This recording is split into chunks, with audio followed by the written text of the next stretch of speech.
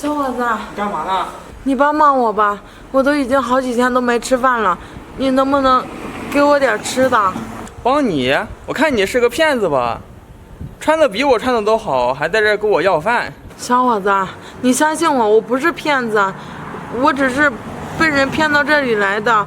我钱包都被偷了，我实在是没有办法了，才跟你要口吃的。你帮帮我吧。我也没有钱。哎，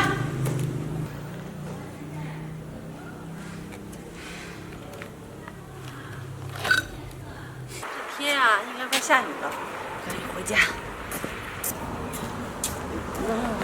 阿姨，阿姨，我求求你，你帮帮我吧。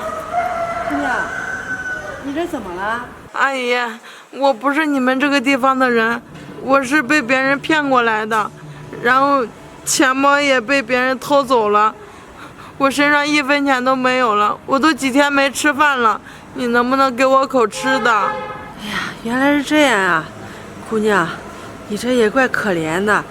你说年纪轻轻的，在这里这天气又那么冷，连饭都没吃。这样吧，前面就有一个小饭店，我带你过去吃点东西。真的吗，阿姨？你真的愿意带我去吃饭？哎呀，我愿意。我们年纪轻轻的在这里挨冻又挨饿的，这阿姨看着也挺心疼的。走吧，你就一顿饭吧。谢谢你，阿姨。走吧。姑娘，这饭也吃完了，你这下一步该去哪里呀？我也不知道我该怎么办，我这想回家，可是我连回去的路费都没有，我家离这还挺远的。这样吧，姑娘，这阿姨啊也没多少钱，口袋里就200块钱，这个你拿着就当路费，希望能帮到你。阿姨，使不得，这钱我不能要。你刚才已经带我吃过一顿饭了，就等于救了我一命了。我这怎么再好意思要你的钱呢？这钱我绝对不能要，这回家我自己会想办法的。姑娘，你说你年纪轻轻的，你能想什么办法？在这里又是人生地不熟的，这个钱你就拿着吧。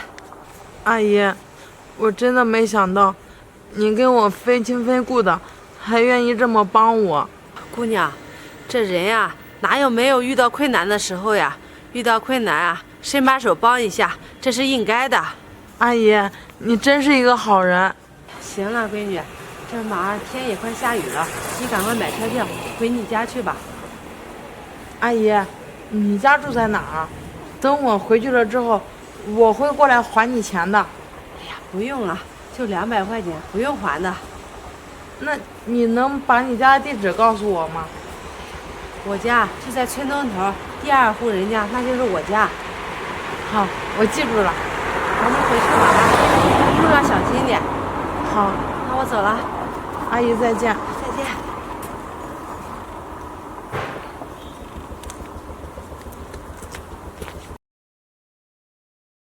这我儿子今天去相亲了，也不知道怎么样，还没回来。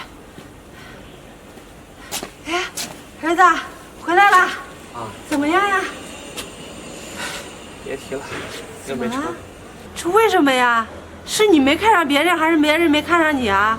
妈，我看上他了，他也看上我了，只是我们讲到彩礼的时候，他说咱们家要出18万彩礼，你说咱们家这个条件哪能拿出来呀？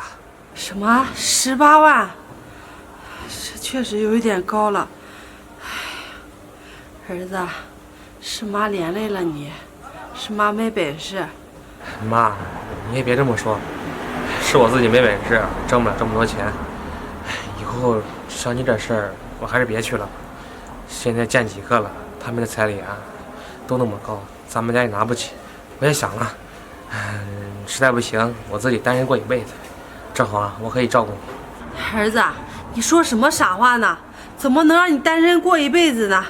你放心，妈找你王婶，再让你王婶再托人帮你介绍好的。妈，算了，你再找的话，估计彩礼也不会低了。儿子，彩礼你就别担心了，妈到时候找那些亲戚朋友，再给你想办法借，给你凑一凑。妈，行了行了，别说了，走，咱们先回家吧。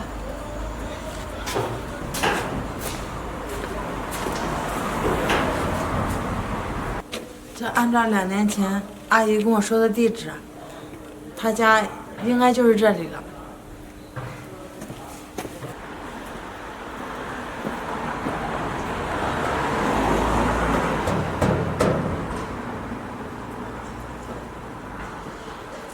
你是阿姨？你不记得我了？2年前你带我吃饭，还给我200块钱的那个女孩。啊，是你啊，姑娘！哎呀，你这变化可真大，这阿姨啊，都一眼都没认出你来。阿姨，我这次来是来还你钱的。姑娘，这阿姨不说了吗？那钱呀又不多，不用还的。那怎么能行呢？这阿姨，滴水之恩当涌泉相报。谁呀？来来，儿子，这个就是我2年前告诉过你，给她200块钱让她回家的那个女孩，今天啊来感谢我呢。哈，是吗？姑娘，你也不用特意来的，你这事儿呢，我妈也跟我说了。当初啊，我妈帮你也是举手之劳罢了。是啊，姑娘，你看我儿子都说不用了。儿子，你也别这愣了，你赶紧走吧，去赶紧跟人相亲，如果合适的话，说不定这次能成功呢。妈，我上次跟你说了，我不想去。怎么能不去呢？你到现在还没女朋友呢。